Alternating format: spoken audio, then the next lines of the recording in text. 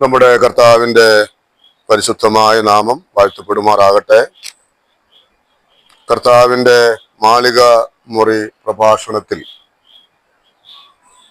തൻ്റെ ശിഷ്യന്മാരോടുള്ള കർത്താവിൻ്റെ സംഭാഷണത്തിൻ്റെ ഒടുവിലത്തെ ക്ലാസ്സിലേക്കാണ് നാം ഇന്ന് വന്നു ചേർന്നിട്ടുള്ളത്. കഴിഞ്ഞ ഏകദേശം 26 ക്ലാസ്സുകളിലായി 3 അധ്യായങ്ങളിൽ നിന്ന് ചുരുക്കം ചില ആത്മീക സത്യങ്ങൾ ഗ്രഹിക്കുവാൻ ദൈവത്തിൻ്റെ പരിശുദ്ധാത്മാവ് നമ്മെ സഹായിച്ചു. 17-ാം അധ്യായത്തിലേക്ക് വരുമ്പോൾ കർത്താവ് പിതാവിനോടുള്ളതായിരിക്കുന്ന സംഭാഷണമാണ്. അത് ദൈവം അനുവദിച്ചാൽ വരുന്ന ആഴ്ചകളിൽ ഒരുമിച്ച് ധ്യാനിക്കാം എന്ന് കരുതുന്നു. 16-ാം അധ്യായത്തിന്റെ 8 മുതൽ 11 വരെയുള്ളതായ വാക്യങ്ങളിൽ നിന്നും പരിശുദ്ധാത്മാവിന്റെ ഈ ലോകത്തോടുള്ള ഏർപ്പെടലുകളെ കുറിച്ചാണ് കഴിഞ്ഞ 1-2 ക്ലാസ്സുകളിലായി നമ്മൾ ധ്യാനിച്ചു വന്നത്. അവിടെ നമ്മൾ വായിച്ചതുപോലെ അവൻ വന്ന് പാപത്തെക്കുറിച്ചും നീതിയെക്കുറിച്ചും ന്യായവിധിയെക്കുറിച്ചും ലോകത്തിന് ബോധം വരുത്തും. അവർ എന്നിൽ വിശ്വസിക്കായക കൊണ്ട് പാപത്തെക്കുറിച്ചും ഞാൻ പിതാവിന്റെ അടുക്കൽ പോകുകയും നിങ്ങൾ ഇനി എന്നെ കാണാതിരിക്കുകയും ചെയ്യുന്നത് കൊണ്ട് നീതിയെക്കുറിച്ചും ഈ ലോകത്തിന്റെ പ്രഭു വിധിക്കപ്പെട്ടിരിക്കൊണ്ട് ന്യായവിധിയെക്കുറിച്ചും തന്നെ. അപ്പോ ദൈവത്തിന്റെ പരിശുദ്ധാത്മാവ് ലോക മനുഷ്യരോട് എങ്ങനെയാണ് ഏർപ്പെടുന്നത്? ഈ നാളുകളിലും അങ്ങനെ തന്നെയാണ് ഏർപ്പെട്ടുകൊണ്ടിരിക്കുന്നത്. പാപത്തെക്കുറിച്ച് ലോകത്തിന് ബോധം വരുത്തും എന്നുള്ള കാര്യത്തെക്കുറിച്ച് നാം ചിന്തിച്ചപ്പോൾ ഓർത്ത കാര്യം, അവർ എന്നിൽ വിശ്വസിക്കായക കൊണ്ട് പാപത്തെക്കുറിച്ച്. അപ്പോൾ ഏറ്റവും വലിയ പാപം ഏതാണ് എന്ന് ചോദിച്ചാൽ, ലോകരക്ഷിതാവായി ദൈവം അയച്ച തന്റെ പുത്രനിൽ മനുഷ്യർ വിശ്വസിക്കുന്നില്ല എന്നുള്ളതാണ്. രണ്ടാമത് നീതിയെക്കുറിച്ചുള്ള ബോധം വരുത്തും എന്നാണ്.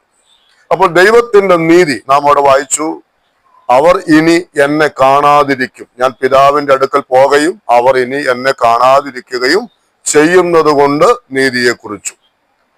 പാപിയായ മനുഷ്യനോടുള്ള ബന്ധത്തിൽ അവന്റെ പാപമോചനത്തിന് വേണ്ടി ദൈവം ചെയ്തതായ തന്റെ പുത്രനിലൂടെ ദൈവം നിവർത്തിച്ചതായിരിക്കുന്ന ആ നീതീകരണത്തിന്റെ ശുശ്രൂഷ, മനുഷ്യന്റെ നീതിക്ക് വേണ്ടി ദൈവം ചെയ്ത കാര്യം എന്താണോ അതേക്കുറിച്ച് ദൈവത്തിന്റെ പരിശുദ്ധാത്മാവാണ് ഇന്നും മനുഷ്യർക്ക് ബോധം വരുത്തിക്കൊണ്ടിരിക്കുന്നത്.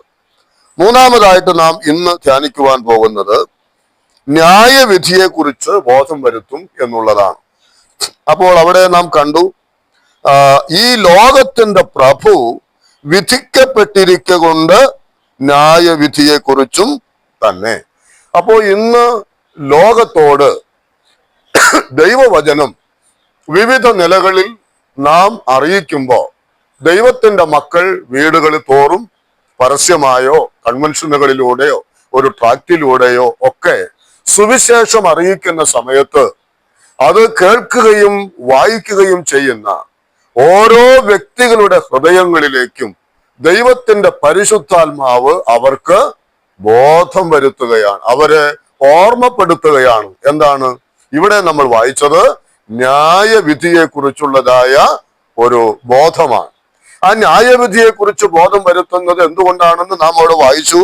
ഈ ലോകത്തിന്റെ പ്രഭു വിധിക്കപ്പെട്ടിരിക്കൊണ്ട് എന്നാണ്. ഞാൻ അതിലേക്ക് വന്നുകൊള്ളാം.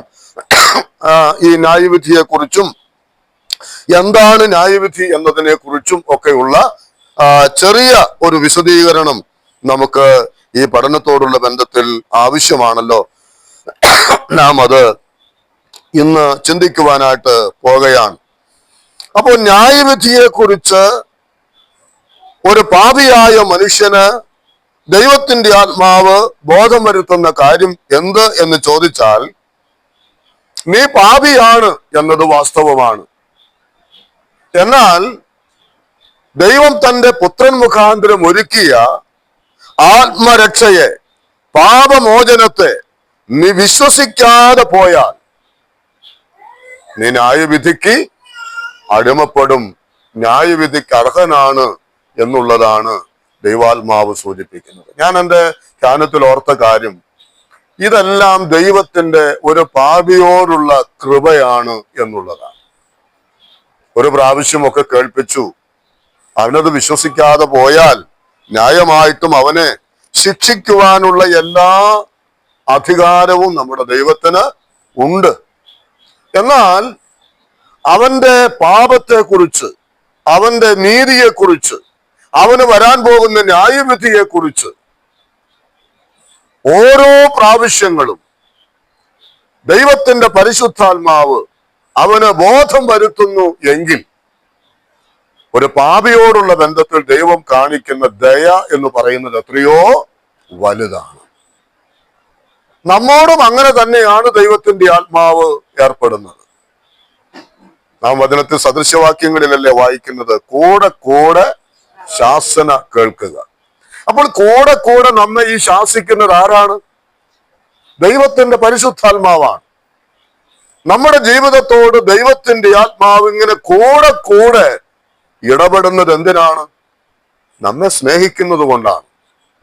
നാം ഉൽപ്പത്തി പുസ്തകം 6-ാം അധ്യായത്തിൽ ആ ന്യായവിധിയോടുള്ള ബന്ധത്തിൽ അവിടെ നമ്മൾ വായിക്കുന്നത് ദൈവത്തിന്റെ ആത്മാവ് സദാകാലവും ഇങ്ങനെ വാദിച്ചു കൊണ്ടിരിക്കില്ല എന്നാണ്. അപ്പോൾ ഇതിനെല്ലാറ്റിനും എന്തുണ്ട്? ഒരു പരിമിതി ഉണ്ട്. ന്യായവിധിയെ കുറിച്ചുള്ളതായിരിക്കുന്ന ബോധം ദൈവത്തിന്റെ ആത്മാവ് നമുക്ക് തന്നുകൊണ്ടിരിക്കുന്നു. അത് കൂടെ കൂടെ നൽകും. പക്ഷേ ഇതിനെല്ലാം ഒരു പരിധിയുണ്ട്. ആ പരിധിക്കപ്പുറം വന്നാൽ ന്യായവിധിയിൽ അകപ്പെടുക തന്നെ, അത് തന്നെയുള്ളൂ നമുക്കുള്ള കാര്യമെന്ന് പറയുന്നത്. അപ്പൊ അതുകൊണ്ട് ദൈവത്തിന്റെ പരിശുദ്ധാത്മാവ് ഈ വിഷയങ്ങളെ കുറിച്ച് ബോധം വരുത്തുന്നു എന്ന് പറയുന്നത് തന്നെ ഒരു പാപിയോടുള്ള ബന്ധത്തിൽ അവനെ ദൈവം എത്രമാത്രം സ്നേഹിക്കുന്നു എന്നുള്ളതിന്റെ തെളിവായിട്ട് നമുക്ക് കാണുവാൻ കഴിയും. ഇനി നമ്മൾ ബൈബിൾ പരിശോധിക്കുന്ന നമുക്ക് ഓരോരുത്തർക്കും അറിയാനായിട്ട് കഴിയുന്ന ഒരു കാര്യം, നമ്മുടെ ദൈവം ന്യായം വിധിക്കുന്ന ദൈവമാണ്. 55-ാം സങ്കീർത്തനത്തിന്റെ 58-ാം സങ്കീർത്തനത്തിന്റെ 11-ാമത്തെ വാക്യം, 58-ന്റെ 11 നമ്മൾ വായിക്കുന്നു, ഭൂമിയിൽ ന്യായം വിധിക്കുന്ന ഒരു ദൈവമുണ്ട് നിശ്ചയമെന്ന് മനുഷ്യർ പറയും. ഭൂമിയിൽ ന്യായം വിധിക്കുന്ന ഒരു ദൈവമുണ്ടെന്ന് മനുഷ്യർ പറയും. അപ്പോൾ ഇവിടെ ഒരു വാക്കുകൂടെ ഞാനൊന്ന് പറഞ്ഞ് മുൻപോട്ട് പോകാൻ താല്പര്യപ്പെടുന്നത്, ഈ ന്യായവിധി എന്ന് പറഞ്ഞാൽ അതിൽ തന്നെ താൽക്കാലികമായ ന്യായവിധിയുണ്ട്, നിത്യമായ ന്യായവിധിയും ഉണ്ട്. അപ്പോൾ ഭൂമിയിൽ ന്യായം വിധിക്കുന്ന ഒരു ദൈവമുണ്ട് എന്ന് മനുഷ്യർ പറയുമെന്ന് പറയുമ്പോ ജീവിച്ചിരിക്കുന്ന മനുഷ്യർ ദൈവം ന്യായവിധി നടത്തിയവരെ കുറിച്ച് പറയുന്ന വാക്കുകളാണ്. മനസ്സിലായോ? ആർക്കെങ്കിലും, ഏതെങ്കിലും വ്യക്തികൾക്കോ കുടുംബങ്ങൾക്കോ ഒരു സമൂഹത്തിനോ ഒരു രാജ്യത്തിനോ ന്യായവിധി വരുന്ന സമയത്ത് അത് കാണുകയും കേൾക്കുകയും ചെയ്യുന്ന മറ്റുള്ളവർ പറയുകയാണ്, ഭൂമിയിൽ ന്യായം വിധിക്കുന്ന ഒരു ദൈവമുണ്ട് നിശ്ചയം. അപ്പോൾ അതെല്ലാം കാണിക്കുന്നത് താൽക്കാലികമായിരിക്കുന്ന ന്യായവിധിയാണ്. ഞാനത് ഒരു വിഷയമായി തന്നെ നേരത്തെ പഠിപ്പിച്ചത് ഞാൻ ഓർക്കുന്നു, അതുകൊണ്ട് അത് ഞാൻ വിശദീകരിക്കുന്നില്ല. അപ്പോൾ താൽക്കാലികമായ ന്യായവിധിയുണ്ട്, നിത്യമായ ന്യായവിധിയുമുണ്ട്. ആ നിലയിൽ ദൈവത്തിന് രണ്ടിനും അധികാരമുണ്ട്. ആ നിലയിലുള്ള ദൈവമാണ് നമ്മുടെ ദൈവം. 2 തിമോത്തിയോസ് 4-ാം അധ്യായം അതിന്റെ 8-ാമത്തെ വാക്യത്തിൽ നമ്മൾ വായിക്കുന്നത്, അവൻ നീതിയുള്ള ന്യായാധിപതിയായ കർത്താവ് എന്നാണ്.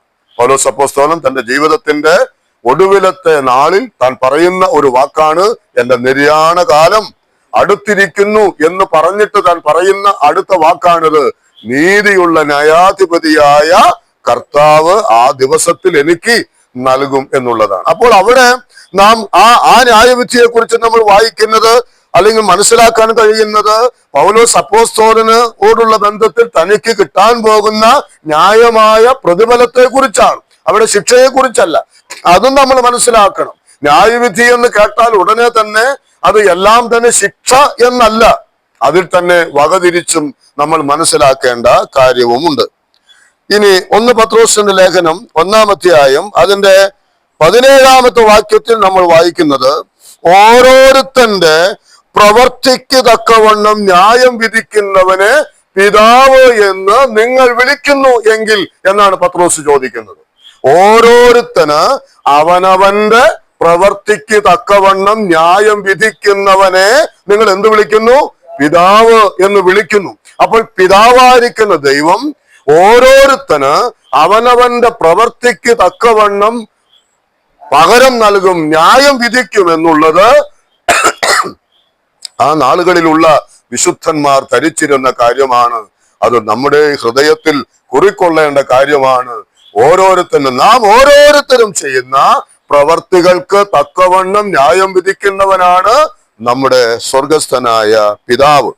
റോമാലേഖനം 11-ാം അധ്യായത്തിന്റെ 33-ാമത്തെ വാക്യത്തിൽ നമ്മൾ അവിടെ വായിക്കുന്നത്, അവന്റെ ന്യായവിധികൾ അപ്രമേയം എന്നാണ്. അവിടെ ദൈവത്തിന്റെ ധനം, ജ്ഞാനം, അറിവ് എന്നിവയുടെ ആഴമേ എന്ന് പറഞ്ഞിട്ട് പൗലോസ് അടുത്ത വാക്കിൽ പറയുന്നതാണ്, അവന്റെ ന്യായവിധികൾ അപ്രമേയമാണ് എന്ന് പറഞ്ഞാൽ ഏതെങ്കിലും ഒരു പ്രമേയത്തിൽ ഒതുക്കുവാൻ പറ്റുന്നതല്ല ആ ന്യായവിധി എന്നുള്ളതാണ്. ഒരുപക്ഷെ നമ്മുടെയൊക്കെ ചിന്തകൾക്കും നമ്മുടെ വിചാരങ്ങൾക്കും അപ്പുറമായിട്ടുള്ള ഒന്നാണ് ആ ന്യായവിധി എന്നുള്ളത്. അത് എത്രയോ അഗാധമായിട്ടാണ് പറയുന്നത്. അവന്റെ ന്യായവിധികൾ അപ്രമേയമാണ്. അത് നമുക്കൊരുപക്ഷെ കണ്ടെത്തുവാൻ കഴിയാത്തതാണ്, വിവരിച്ചു തീർക്കുവാൻ കഴിയാത്തതാണ് എന്നാണ് പൗലോസ് ആ വാക്യത്തിലൂടെ നമുക്ക് വെളിപ്പെടുത്തി തരുന്നത്. വെളിപ്പാട് പുസ്തകം 19-ാം അധ്യായത്തിന്റെ 2-ാമത്തെ വാക്യത്തിൽ അവന്റെ ന്യായവിധികൾ സത്യവും നീതിയുമുള്ളവ എന്ന് നാം അവിടെ വായിക്കുന്നു. അവന്റെ ന്യായവിധികൾ അവിടെ മുഴുവൻ ലോകത്തോടുള്ള ബന്ധത്തിൽ ന്യായം വിധിക്കുന്ന പിതാവായിരിക്കുന്ന ദൈവത്തെ കുറിച്ചാണ് അവിടെ വായിക്കുന്നത്. അവന്റെ ന്യായവിധികൾ സത്യവും നീതിയും ഉള്ളതാണ്. അവിടെ ആ മർമ്മം മഹദിയാൻ ബാബിലോണൊക്കെ വരുന്ന നാശത്തെ കുറിച്ച് പറഞ്ഞിട്ട് പറയുന്ന വാക്കാണ്, അവന്റെ ന്യായവിധികൾ സത്യമുള്ളതാണ്, നീതിയുള്ളതാണ് എന്ന് പറഞ്ഞാൽ നമ്മൾ ആരും വിചാരിക്കേണ്ട എന്നോട് അനീതിയായിട്ട് ന്യായം വിധിക്കുന്ന ഒരു ദൈവമാണ് ദൈവമെന്ന് ആരും കരുതണ്ട. ദൈവം എന്നെ വിധിക്കുന്നെങ്കിൽ അത് എന്റെ പ്രവൃത്തിക്ക് തക്കവണ്ണമായിരിക്കും. ദൈവം ഒരു പാപിയെ ന്യായം വിധിച്ച് നരകത്തിലേക്ക് തള്ളിക്കളയുന്നുവെങ്കിൽ അത് നീതിയായിരിക്കും, അത് സത്യമായിരിക്കും. അതിനെ ചോദ്യം ചെയ്യാൻ ഇന്നത്തെ സുപ്രീം കോടതിയിലെ വിധിക്ക് പോലും അപ്പീല് കൊടുക്കാനും ചോദ്യം ചെയ്യാനുമുള്ള അവകാശം ഇന്ന് നമുക്കുണ്ട്. എന്നാൽ ദൈവത്തിന്റെ കോടതിയിൽ ദൈവം ഒരു കാര്യം വിധിച്ചാൽ അത് സത്യമാണ്, അത് നീതിയുള്ളതാണ്, അതിനപ്പുറത്ത് ചോദ്യം ചെയ്യാനായിട്ട് ആർക്കും സാധ്യമല്ല. അപ്പോൾ നാം ഇവിടെ ഇത്രയും കാര്യങ്ങൾ മനസ്സിലാക്കുക. നമ്മുടെ ദൈവം ന്യായം വിധിക്കുന്ന ദൈവമാണ്. അവൻ ന്യായാധിപതിയായ ദൈവമാണ്. അവൻ സത്യവും നീതിയും ന്യായം വിധിയിൽ ഉൾപ്പെടുത്തുന്ന ദൈവമാണ്. ഓരോരുത്തന്റെ പ്രവൃത്തികൾക്ക് അടുത്ത നിലയിൽ ന്യായം വിധിക്കുന്ന ദൈവമാണ്. നാം എബ്രായ ലേഖനം 9:27 നമ്മൾ വായിക്കുന്നത്, ഒരിക്കൽ മരണവും പിന്നെ ന്യായവിധിയും ദൈവം മനുഷ്യർക്ക് നിയമിച്ചിരിക്കുന്നു. അപ്പൊ ന്യായവിധി എന്നുള്ളത് ദൈവം ഒരു മനുഷ്യന് നിയമിച്ചിരിക്കുന്ന കാര്യമാണ്. അവന്റെ മുൻപിൽ ദൈവം വെച്ചിരിക്കുന്നതായ നന്മയുടെ വഴികളെ അവൻ വിട്ടുമാറിയാൽ മരണത്തിന് അപ്പുറമുള്ള ന്യായവിധിക്ക് അവൻ അർഹനായേ തീരുകയുള്ളൂ എന്നുള്ളത് നമ്മൾ മനസ്സിലാക്കണം. അപ്പോൾ പിതാവായിരിക്കുന്ന ദൈവത്തെ കുറിച്ചുള്ള ചില വാക്കുകളാണ് നമ്മൾ വായിച്ചത്. ഇനി കർത്താവായിരിക്കുന്ന യേശുക്രിസ്തുവിനെ കുറിച്ച് പറയുന്ന 1-2 വാക്കുകൾ കൂടെ നമുക്ക് ഒന്ന് നോക്കാം. യോഹന്നാന്റെ സുവിശേഷം 3-ാം അധ്യായം അതിന്റെ 17-ാമത്തെ വാക്യത്തിൽ നമ്മൾ വായിക്കുന്നത്, യേശുക്രിസ്തു ഈ ലോകത്തിലേക്ക് ദൈവം അവനെ അയച്ചു എന്ന് പറയുമ്പോൾ ലോകത്തെ വിധിപ്പാനല്ല, ലോകത്തെ രക്ഷിക്കുവാൻ അത്രേ അവൻ വന്നത്. അപ്പോൾ യേശുക്രിസ്തുവിന്റെ ഒന്നാമത്തെ വരവ് ഈ ലോകത്തെ ന്യായം വിധിക്കുവാൻ വേണ്ടി ആയിരുന്നില്ല, ലോകത്തെ രക്ഷിക്കുവാൻ വേണ്ടിയുള്ള വരവായിരുന്നു. എന്നാൽ 5-ാം അധ്യായത്തിന്റെ യോഹന്നാന്റെ സുവിശേഷം 5-ാം അധ്യായത്തിന്റെ 22-ാമത്തെ വാക്യത്തിൽ അവിടെ നമ്മൾ വായിക്കുന്നത്,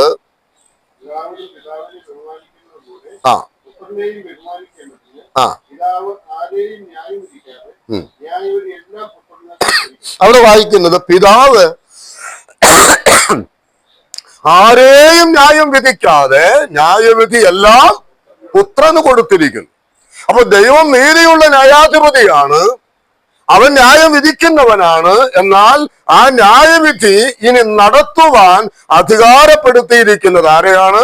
പുത്രനെയാണ്. വെളിപ്പാട് പുസ്തകത്തിലേക്ക് നാം വന്നാൽ അതിന്റെ 20-ാം അധ്യായത്തിന്റെ 11, 12 വാക്യങ്ങളിൽ നമ്മൾ 11 മുതൽ 13 വരെയുള്ളതായ വാക്യങ്ങളിൽ നാം വായിക്കുന്നത്, ഞാൻ വലിയൊരു വെള്ള സിംഹാസനവും അതിലൊരുവൻ ഇരിക്കുന്നതും കണ്ടു എന്നാണ്. അത് നമുക്കറിയാം, അത് കർത്താവായ യേശുക്രിസ്തുവിനെ കുറിച്ചുള്ള ഒരു ദർശനമാണ്.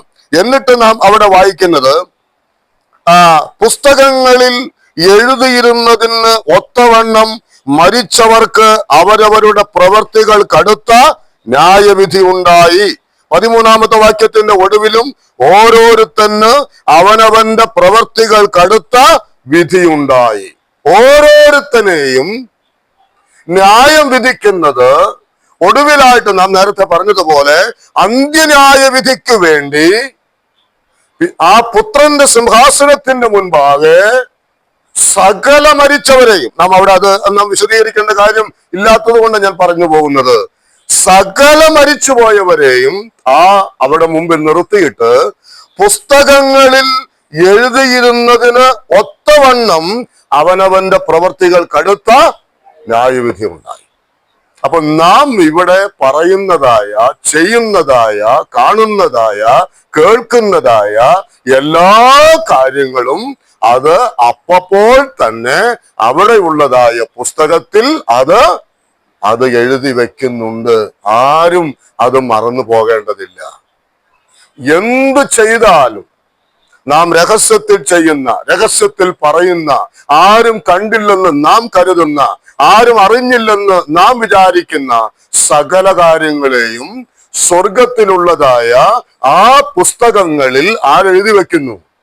നമ്മുടെ ദൈവം എഴുതി വെക്കുന്നുണ്ട്.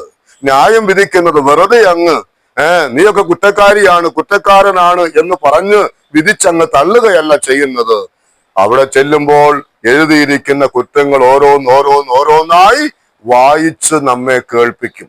നമ്മെ എന്ന് ഇവിടെ ഓർക്കുന്ന ഈ വെള്ള സിംഹാസനം വിശുദ്ധന്മാര് അവിടെ ചെന്ന് നിൽക്കുന്നു എന്ന അർത്ഥത്തിലല്ല, ജാതികളായിരിക്കുന്ന ആളുകളെ അന്ത്യമായ ന്യായവിധിയിലേക്ക് തള്ളിക്കളയുന്നതിന് മുൻപ് അവരെ കുറിച്ച് അവർ ചെയ്തതായ പാപം എന്താണ്? അവർ ചെയ്ത പാപം പുത്രനിൽ വിശ്വസിച്ചില്ല. അവരിലുണ്ടായ നീതികേട് എന്താണ്? ദൈവം ഒരുക്കിയ രക്ഷാമാർഗത്തെ അവര് അംഗീകരിച്ചില്ല. അപ്പോൾ ഈ കാര്യത്തെ എണ്ണി അവരെ ബോധ്യപ്പെടുത്തിയതിന് ശേഷം ആണ് അവരെ അന്ത്യമായ ന്യായവിധിയിലേക്ക് തള്ളിക്കളയുന്നത് എന്ന കാര്യം നമ്മൾ മനസ്സിലാക്കേണ്ടതുണ്ട്.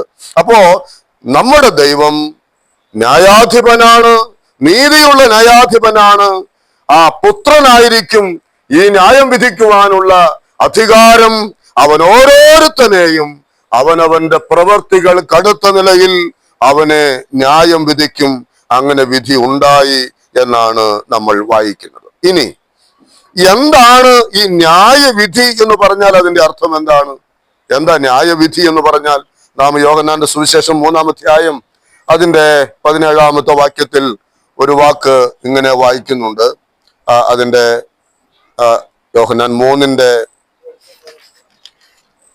19-ാമത്തെ വാക്യം, യോഹന്നാൻ 3:19, ന്യായവിധി എന്നതോ വെളിച്ചം ലോകത്തിൽ വന്നിട്ടും മനുഷ്യരുടെ പ്രവൃത്തി ദോഷമുള്ളതാകയാൽ അവർ വെളിച്ചത്തെക്കാൾ ഇരുളിനെ സ്നേഹിച്ചതു തന്നെ. അപ്പൊ ന്യായം വിധിക്കുവാനുള്ള കാരണം എന്താണ്?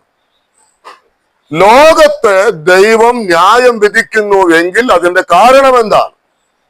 ഈ പരസ്യയോഗത്തിനും മറ്റുമൊക്കെ ചെല്ലുന്ന സമയത്ത് ഇതൊക്കെ ഉദ്ധരിക്കാറുണ്ട്. അപ്പോൾ അവിടെ പറയാറുണ്ട്, ഇനി നിങ്ങൾ നരകത്തിലേക്ക് പോകുന്നതിന്റെ കാരണം നിങ്ങൾ മദ്യപാനികളായതുകൊണ്ടല്ല, നിങ്ങൾ വ്യഭിചാരികളായതുകൊണ്ടല്ല, നിങ്ങൾ വിഗ്രഹാരാധികളായതുകൊണ്ടല്ല, നിങ്ങൾ കൊലപാതകന്മാർ ആയതുകൊണ്ടല്ല, മറിച്ച് ഇതിനെല്ലാറ്റിനും പരിഹാരം വരുത്തിയ ഈ പാപങ്ങൾക്കെല്ലാം പകരമായി കാൽവരി ക്രൂശിൽ മരിച്ച് ഉയർത്തെഴുന്നേറ്റ് ജീവിക്കുന്നവനായ യേശു ക്രിസ്തുവിന്റെ നാമത്തിൽ നിങ്ങൾ വിശ്വസിച്ചില്ല എന്ന കാരണമാണ് ഇനി നിങ്ങളെ നരകത്തിലേക്ക് തള്ളിക്കളയുവാനുള്ള ഏക കാരണം എന്ന് പറയാറുണ്ട്. അതാണ് സത്യം. ന്യായവിധി എന്ന് പറഞ്ഞാൽ എന്താണ്?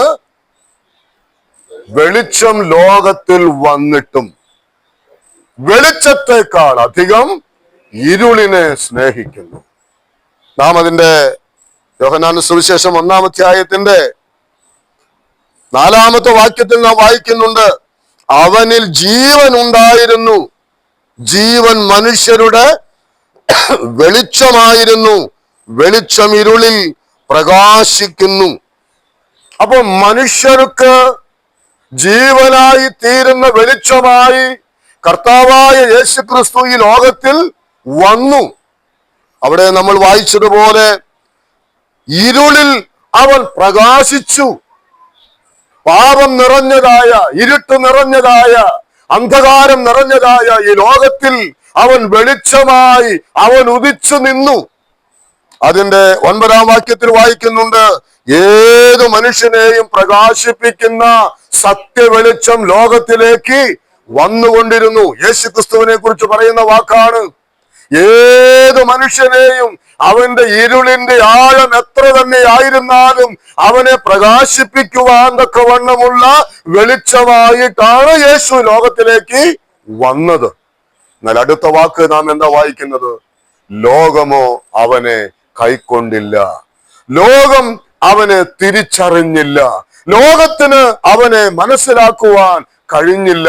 അതാണ് ന്യായവിധിക്കുള്ള കാരണമെന്നാണ് 3-ാം അധ്യായത്തിന്റെ 19-ാം വാക്യത്തിൽ നമ്മൾ വായിച്ചത്.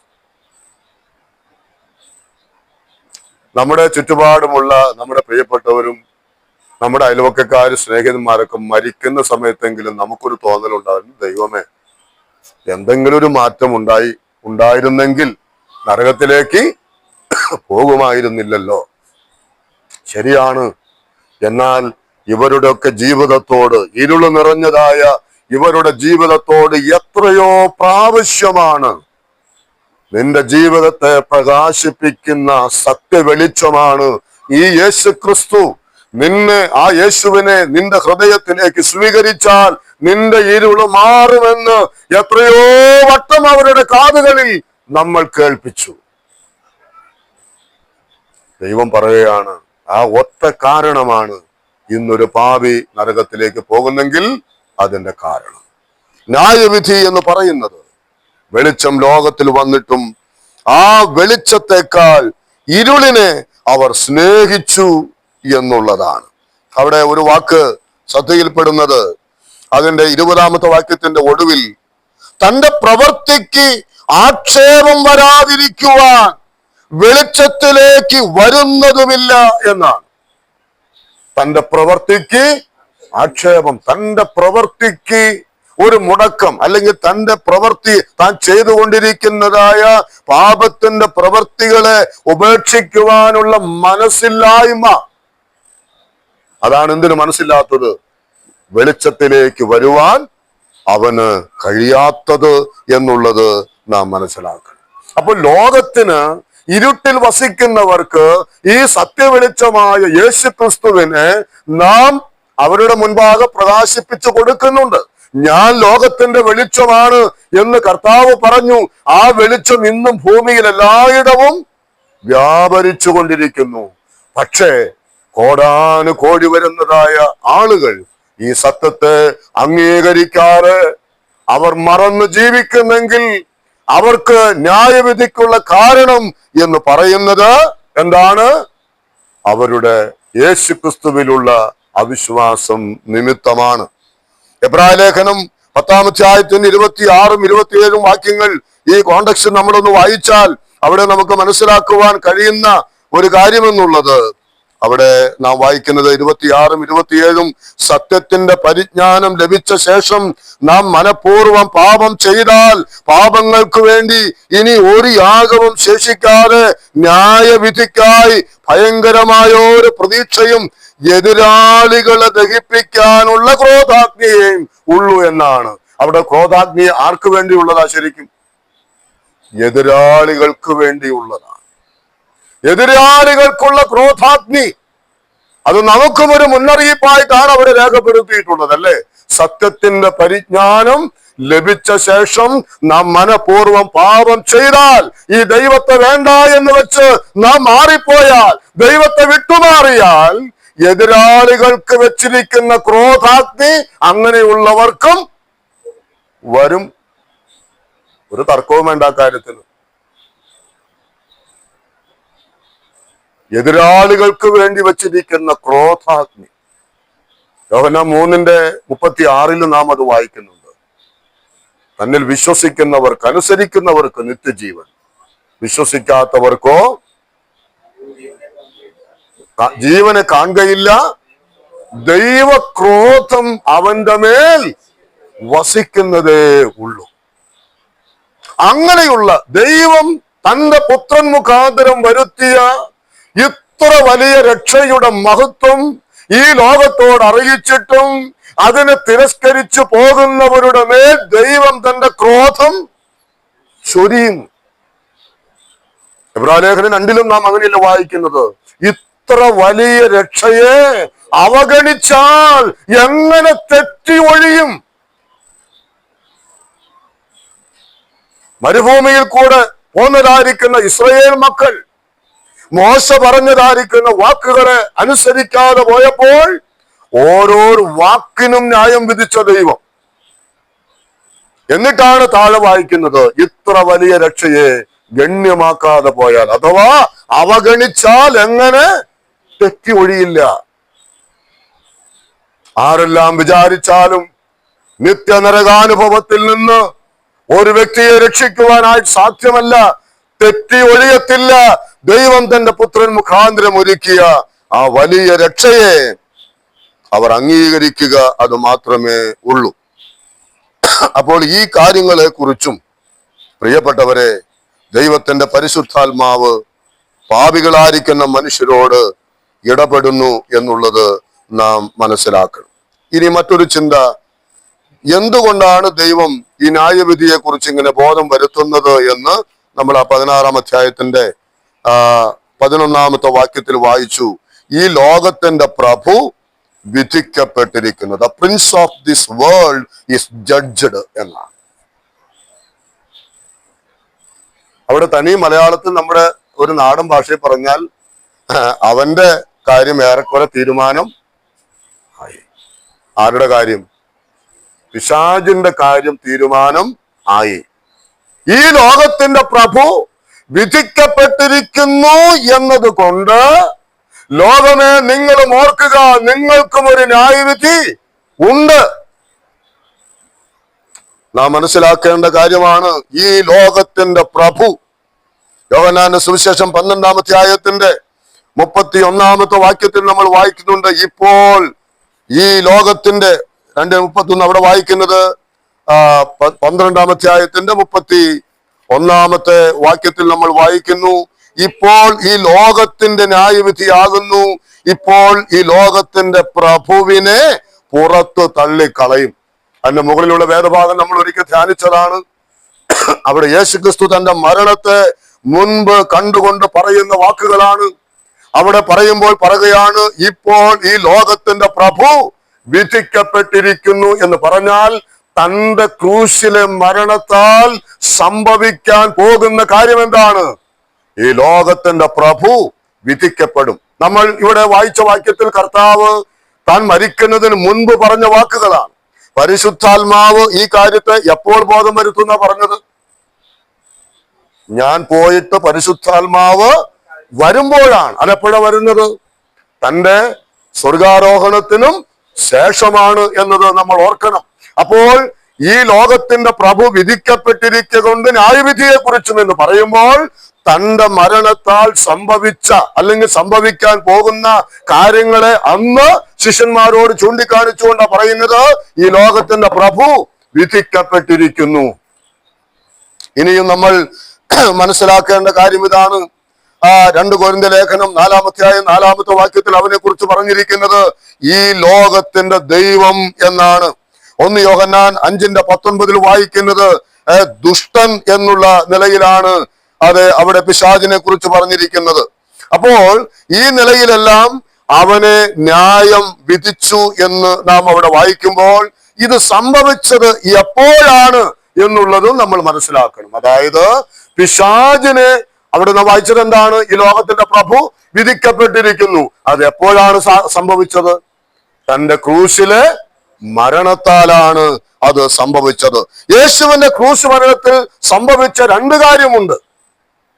ഒന്നാമത്തെ കാര്യം, ഈ ലോകത്തിന്റെ പ്രഭു അവിടെ വിധിക്കപ്പെട്ടു എന്നുള്ളതാണ്. ലോകത്തിന്റെ പ്രഭു അല്ലെങ്കിൽ പിശാച് അവിടെ വിധിക്കപ്പെടുവാൻ കാരണമായിട്ട് തീർന്നു. നാം എബ്രായ ലേഖനം 2-ാം അധ്യായം 14-15 വാക്യങ്ങളിൽ എന്താ വായിക്കുന്നത്? എബ്രായ ലേഖനം 2-ാം അധ്യായം അതിന്റെ 14-15 വാക്യങ്ങളിൽ അവിടെ വായിക്കുന്നത്, മരണത്തിന്റെ അധികാരിയായ പിശാചിനെ തന്റെ മരണത്താൽ നീക്കി. അപ്പോൾ യേശുക്രിസ്തുവിന്റെ ക്രൂശിലെ മരണത്താൽ സംഭവിച്ച കാര്യം എന്താണ്? മരണത്തിന്റെ അധികാരിയായിരുന്ന പിശാചിനെ അവൻ തന്റെ മരണത്താൽ നീക്കി. കൊലോസ്യ ലേഖനം 2-ാം അധ്യായം, ഇതൊക്കെ നമുക്ക് പരിചയമുള്ള വാക്യങ്ങളാണ്. എങ്കിലും ഈ പഠനത്തോടുള്ള ബന്ധത്തിൽ ഇതെല്ലാം നമ്മൾ മനസ്സിലാക്കേണ്ട കാര്യങ്ങളാണല്ലോ. അവിടെ അതിന്റെ 15-ാമത്തെ വാക്യത്തിൽ എന്താ വായിക്കുന്നത്? വാഴ്ചകളെയും അധികാരങ്ങളെയും ആയുധവർഗം വെപ്പിച്ചു, അവരുടെ മേൽ ജയോത്സവം കൊണ്ടാടി, അവരെ പരസ്യമായ കാഴ്ചയാക്കി, അവരെ ആയുധവർഗം വെപ്പിച്ചു. അപ്പോൾ യേശുക്രിസ്തുവിന്റെ ക്രൂശിലെ മരണത്തിൽ സംഭവിച്ച കാര്യം പിശാചിന്റെ പരാജയമാണ്. അവന്റെ തലയാണ് തകർക്കപ്പെട്ടത്, അവന്റെ വാഴ്ചയാണ് ഇല്ലാതായി തീർന്നത്, അവന്റെ ആയുധമാണ് വെപ്പിക്കപ്പെട്ടത്. അത് നമ്മൾ മനസ്സിലാക്കണം. അതുകൊണ്ടാണ് കർത്താവ് പറഞ്ഞത്, ഈ ലോകത്തിന്റെ പ്രഭു വിധിക്കപ്പെട്ടിരിക്കുന്നു. പിശാചിന് ഒരു ന്യായം വിധി ഉണ്ട് എങ്കിൽ അവനെ അംഗീകരിക്കുന്ന, അവനെ അനുസരിക്കുന്ന, അവന്റെ പുറകെ പോകുന്നവർക്കും എന്തുണ്ട്? ന്യായവിധി ഉണ്ട്. ഞാൻ ഈ കഴിഞ്ഞ ദിവസങ്ങളിലും സുവിശേഷ യോഗങ്ങളിൽ പറഞ്ഞൊരു കാര്യം ഒരുപക്ഷെ നിങ്ങളും കേട്ടിട്ടുണ്ടായിരിക്കാം. ഇങ്ങനെ ഈ എന്താ പറയുന്ന ഇറച്ചിത്തണ്ടിയിലേക്ക് ഈ കാളകളെ കൊണ്ടുപോകുന്നത് പോലെ അവരറിയാതെ തന്നെ, അവർക്കറിയില്ല ഇത് ഞങ്ങളെ കൊണ്ടുപോകുന്നത് കൊല്ലാനാണെന്ന്, പക്ഷെ അവരെന്ത് ചെയ്യുന്നു? മറ്റുള്ളവർ വലിച്ചിഴച്ച് അതിനകത്തേക്ക് കൊണ്ടു ചെല്ലുന്നത് പോലെ മനുഷ്യവർഗത്തെ വലിച്ചിഴച്ച് നിത്യനരകത്തിലേക്ക് കൊണ്ടുപോകുന്ന ആ പിശാചിന്റെ തലയെ ആണ് ആര് തകർത്തത്? നമ്മുടെ കർത്താവ് തകർത്തത്. അപ്പോൾ അതങ്ങനെ സംഭവിച്ചു, പിശാചിനെ തോൽപ്പിച്ചു എന്ന് അംഗീകരിക്കുവാൻ കഴിയാത്തവർക്കും എന്തുണ്ട്? അവന് കിട്ടിയ അതേ ഗതി തന്നെയാണ് എന്നുള്ളത് നമ്മൾ മനസ്സിലാക്കേണ്ട കാര്യമാണ്. 1 യോഹന്നാൻ 3-ാം അധ്യായത്തിന്റെ 8-ാമത്തെ വാക്യത്തിൽ, 1 യോഹന്നാൻ 3-ാം അധ്യായം അതിന്റെ 8-ാമത്തെ വാക്യം ആ ലേഖന പഠനത്തിൽ നമ്മൾ ചിന്തിച്ചതാണ്. അവിടെ നമ്മൾ വായിക്കുന്നു, പിശാചിന്റെ പ്രവർത്തികളെ അഴിപ്പാൻ തന്നെ ദൈവപുത്രൻ തന്റെ മരണത്താൽ സംഭവിച്ച കാര്യം എന്താണ്? പിശാചിന്റെ പ്രവർത്തികളെ അഴിച്ചു. ഇനി ഒരിക്കലും അസാധ്യമാണ് എന്ന് ചിന്തിച്ചതായ പാപപരിഹാരം നമ്മൾ നേരത്തെ ചിന്തിച്ച കാര്യമാണ്. പിശാച് യേശു മരിക്കരുതെന്ന് ആഗ്രഹിച്ചവനാണ്. ഒരു ക്രൂശ് മരണം അവൻ ഉണ്ടാകരുതെന്ന് പിശാച് ആഗ്രഹിച്ചു. പല നിലകളിൽ ചതിച്ച് യേശുവിനെ കൊല്ലുവാനായിട്ട് അവൻ ശ്രമിച്ചു. അവൻ എങ്ങനെയും മരിച്ചാ മതി എന്നായിരുന്നു. പക്ഷേ ആ യേശുക്രിസ്തുവിന്റെ ക്രൂശിലെ മരണം തന്റെ കൂടെ ന്യായവിധിക്കാകുമെന്ന് അറിഞ്ഞിരുന്നെങ്കിൽ ഒരുപക്ഷെ പിശാച് അതിന് തടസ്സം നിൽക്കുമായിരുന്നു. പിശാചിന്റെ തല തകർക്കുന്നതായിരുന്നു യേശുക്രിസ്തുവിന്റെ മരണം. അത് ആ പൊട്ടന് മനസ്സിലാക്കാൻ കഴിയാതെ പോയി. അവന്റെ ജനനത്തെ തടുക്കാൻ നോക്കി, വളർച്ചയെ തടുക്കാൻ നോക്കി, അവന്റെ പ്രവർത്തികളെ തടുക്കാൻ നോക്കി, പാപത്തെ വിവേചിക്കാൻ നോക്കി, ഒരുപാട് കാര്യങ്ങളൊക്കെ ചെയ്തു. പക്ഷേ പ്രിയപ്പെട്ടവരെ, കർത്താവിന്റെ മരണത്തെ തടുക്കുവാൻ അവന് കഴിഞ്ഞില്ല. യേശുക്രിസ്തുവിന്റെ മരണത്താൽ സംഭവിച്ചത് പിശാചിന്റെ പ്രവർത്തികളെ അഴിക്കുകയായിരുന്നു എന്നുള്ളത് നമ്മൾ ഓർക്കണം. അപ്പോൾ ഇതെല്ലാം നമ്മുടെ ദൈവം, പിതാവായിരിക്കുന്ന ദൈവം പുത്രൻ മുഖാന്തരം, തന്റെ മരണം മുഖാന്തരം എല്ലാം ചെയ്തു. നേരത്തെ നമ്മൾക്ക് വായിച്ചു കേട്ടതുപോലെ വെളിച്ചം ലോകത്തിൽ വന്നു, ഇരുളിൽ പ്രകാശിക്കുന്ന വെളിച്ചമായി അവൻ വന്നു, എല്ലാം നിവർത്തിച്ചു. എന്നിട്ടും അവനിൽ വിശ്വസിക്കാതെ പോയാൽ, നാം വെളിപ്പാട് പുസ്തകം 19-ാം അധ്യായത്തിന്റെ 20-ാമത്തെ വാക്യം, വെളിപ്പാട് പുസ്തകം 19-ാം അധ്യായത്തിന്റെ 20-ാമത്തെ വാക്യത്തിൽ നമ്മൾ വായിക്കുന്നത്, മൃഗത്തെയും അതിന്റെ മുൻപാകെ താൻ ചെയ്ത അടയാളങ്ങളാൽ മനുഷ്യരെ ചതിച്ച് മൃഗത്തിന്റെ മുദ്ര ഏൽപ്പിക്കുകയും അതിന്റെ പ്രതിമയെ നമസ്കരിപ്പിക്കുകയും ചെയ്ത കള്ളപ്രവാചകനെയും പിടിച്ചു കെട്ടി ഇരുവരെയും ഗന്ധകം കത്തുന്ന തീ പൊയ്കയിൽ ജീവനോടെ തള്ളിക്കളഞ്ഞു. ആരൊക്കെയാണ്?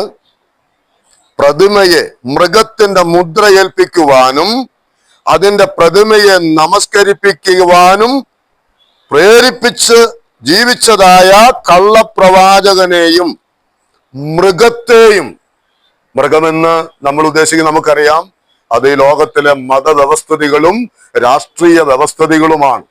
അപ്പോൾ അവരെയും കള്ളപ്രവാചകന്മാരെയും എന്ത് ചെയ്യുമെന്നാണ് അവിടെ വായിക്കുന്നത് പോലെ ഗന്ധകം കത്തുന്ന തീ പൊയ്കയിൽ ജീവനോടെ തള്ളിക്കളഞ്ഞു എന്നാണ്.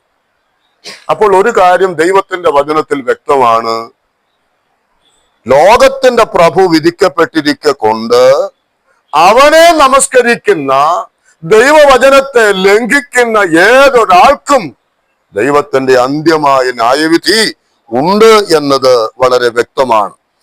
ഇനി നാം 20-ാം അധ്യായത്തിന്റെ 10-ാമത്തെ വാക്യത്തിൽ നമ്മൾ എന്താ വായിക്കുന്നത്? അവിടെ വായിക്കുന്നു, അവരെ വഞ്ചിച്ച പിശാചിന്, ആദ്യം നമ്മൾ കണ്ടത് മൃഗത്തെയും കള്ളപ്രവാചകനെയും എന്നാണ്. ഇവിടെ നമ്മൾ വായിക്കുന്നത് ഈ മൃഗത്തെ വഞ്ചിച്ച, കള്ളപ്രവാചകനെ വഞ്ചിച്ച പിശാചിനെയും മൃഗവും കള്ളപ്രവാചകനും കിടക്കുന്ന അതേ അഗ്നി നരകത്തിലേക്ക്, തീ പൊയ്കയിലേക്ക് തള്ളിയിടും.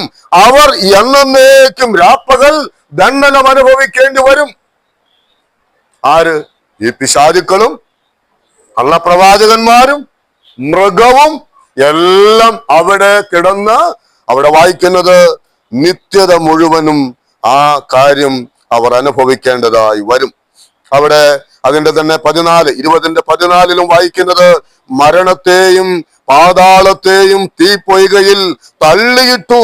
ഈ തീപ്പൊയ്ക, രണ്ടാമത്തെ മരണം, ജീവപുസ്തകത്തിൽ പേരെഴുതി കാണാത്ത ഏവനെയും തീപ്പൊയ്കയിൽ തള്ളിയിടും.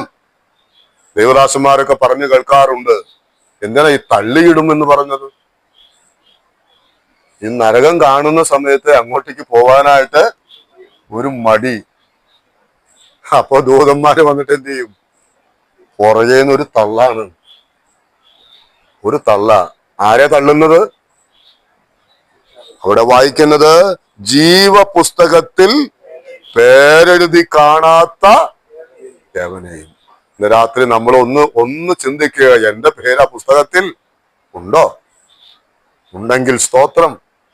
ഇല്ല എന്ന് ഒരു സംശയമുണ്ടെങ്കിൽ അതിൽ പേരുണ്ട് എന്ന കാര്യം ഒന്ന് ഉറപ്പുവരുത്തുക. നാം 21-ാം അധ്യായത്തിന്റെ ഒടുവിലും വായിക്കുന്നത്, കുഞ്ഞാടിന്റെ ജീവപുസ്തകത്തിൽ പേരെഴുതപ്പെട്ടവരല്ലാതെ ആരും, അവിടെ വായിക്കുന്നത്, അശുദ്ധമായത് യാതൊന്നും മ്ലേച്ഛതയും ഭോഷ്കും പ്രവർത്തിക്കുന്നവൻ ആരും അതിൽ കടക്കില്ലേതിൽ. അത് സ്വർഗത്തിന്റെ കാര്യമാണ്. അപ്പൊ ജീവപുസ്തകത്തിൽ പേരെഴുതി കാണാത്ത ഏവർക്കുമുള്ള ഓഹരി എന്ന് പറയുന്നത് തീ പൊയ്കയാണ്. അപ്പോൾ ന്യായവിധിയെ കുറിച്ച് ഇതൊക്കെ ദൈവത്തിന്റെ പരിശുദ്ധാത്മാവ് എന്ത് ചെയ്യുമെന്ന് ഓരോ വ്യക്തികളോടും ബോധം വരുത്തി കൊടുക്കും. ഇതാ നമ്മുടെ പണി. നമ്മൾ ചെയ്യുന്ന ഈ സുവിശേഷ വേലയാൽ സംഭവിക്കുന്ന കാര്യം എന്താണ്? നമ്മൾ ദൈവവചനം ദേശത്തോട് അറിയിക്കുമ്പോ ദൈവത്തെ മറക്കുന്നവരെ ഇത് ഓർത്തുകൊള്ളുവീനെന്ന് നമ്മൾ പ്രസംഗിക്കുമ്പോൾ ദൈവത്തിന്റെ ആത്മാവ് അവരുടെ ഉള്ളത്തോട് ഇടപെടുകയാണ്. പാപത്തെക്കുറിച്ച്, നീതിയെക്കുറിച്ച്, ന്യായവിധിയെക്കുറിച്ചുള്ള ബോധം അവരിലേക്ക് ദൈവത്തിന്റെ പരിശുദ്ധാത്മാവ് ഓർമ്മപ്പെടുത്തുകയാണ് ചെയ്യുന്നത്. എന്നിട്ടും അവർ വിശ്വസിക്കാൻ മനസ്സില്ലാതെ പോയാൽ ശിക്ഷാവിധി ഉറപ്പാണ്. പ്രിയപ്പെട്ടവരെ, നാം അതോർത്ത് സന്തോഷിക്കുവാനൊന്നും നമുക്ക് വകയില്ല. നമ്മുടെ കൂടപ്പുറപ്പുകൾ, നമ്മുടെ അയൽവക്കക്കാര്, നമ്മുടെ പ്രിയപ്പെട്ടവര് ഈ വലിയ ശിക്ഷാവിധിയിലേക്ക് പോകുമ്പോൾ അവരോട് വചനം അറിയിക്കുവാനുള്ള ബാധ്യത നമുക്കുണ്ട്. അവരെ ഓർത്ത് പ്രാർത്ഥിക്കുവാനുള്ള കടപ്പാട് നമുക്കുണ്ട്. നാം അത് ചെയ്യുക. എന്നാൽ ഓർക്കണം, അനുസരിക്കാതെ പോകുന്നവർക്ക് ഭയങ്കരമായ ഒരു ശിക്ഷാവിധിയാണ് അവരെ കാത്തിരിക്കുന്നത്. ഞാൻ ചിലപ്പോഴൊക്കെ പറയാറുണ്ട്, ഇന്ന് അനേകര് നിങ്ങൾ മരിച്ച നരകത്തിൽ പോകുന്നൊക്കെ പറയുമ്പോൾ അത് കുഴപ്പമില്ല, ഞങ്ങൾ നരകത്തിലേക്ക് പൊക്കോട്ടെ എന്ന് പറയുന്ന ആളുകളും ഞാൻ അങ്ങനെ എന്നോട് നേരിട്ട് പറഞ്ഞിട്ടുണ്ട്. ഞാൻ ആ വ്യക്തിയോട് പറഞ്ഞു, പൊന്നു ചേട്ടാ, ഇത് നരകമെന്ന് പറയുന്നത് AC ഓഡിറ്റോറിയം ഒന്നും അല്ല. അവർ വിചാരിക്കണം ഇതുപോലൊക്കെ തന്നെയാണ് നരകവും, കുഴപ്പമൊന്നും തട്ടിമുട്ടി അങ്ങോട്ട് പോവാന്ന. പക്ഷേ അതല്ല, AC ഓഡിറ്റോറിയം അല്ല ഈ നരകം. നമ്മൾ വായിച്ചു, നിത്യദണ്ഡനമല്ലേ, ഗന്ധക തീ പൊയ്യുകയാണ്, കെടാത്ത തീയും ചാകാത്ത പുഴുവുമാണ്. മത്തായിയുടെ സുവിശേഷത്തിൽ കർത്താവ് പറഞ്ഞു, പിശാചിനും അവന്റെ ദൂതന്മാർക്കും ഒരുക്കിയിരിക്കുന്ന നിത്യാഗ്നിയിലേക്ക് പോകുവീനെന്ന. നിത്യാഗ്നിയാണ്. പ്രിയപ്പെട്ടവരെ, ആ നിലയിലാണ് ദൈവം തന്റെ ന്യായവിധി ഇനി നടത്തുവാനായിട്ട് പോകുന്നത്. അതുകൊണ്ട് നമുക്ക് നമ്മെ തന്നെ ഒരുക്കാം. ആ ന്യായവിധിയിൽ ഉൾപ്പെടാതെ നിത്യജീവനിലേക്ക് വരുവാനുള്ള ഭാഗ്യം സ്വർഗത്തിലെ ദൈവം നമുക്ക് തന്നു. എന്നാൽ ഈ ന്യായവിധിയിലേക്ക് പോയിക്കൊണ്ടിരിക്കുന്ന ആളുകളെ കർത്താവിലേക്ക് കൊണ്ടുവരുവാനുള്ള പ്രാർത്ഥനയും പ്രവർത്തനങ്ങളും നമ്മുടെ ഭാഗത്തു നിന്നും ഉണ്ടാകുവാൻ ഈ പഠന മുഖാന്തരവും ദൈവത്തിന്റെ ആത്മാവ് നമ്മെ സഹായിക്കട്ടെ. ദൈവനാമം വാഴ്ത്തപ്പെടുമാറാകട്ടെ.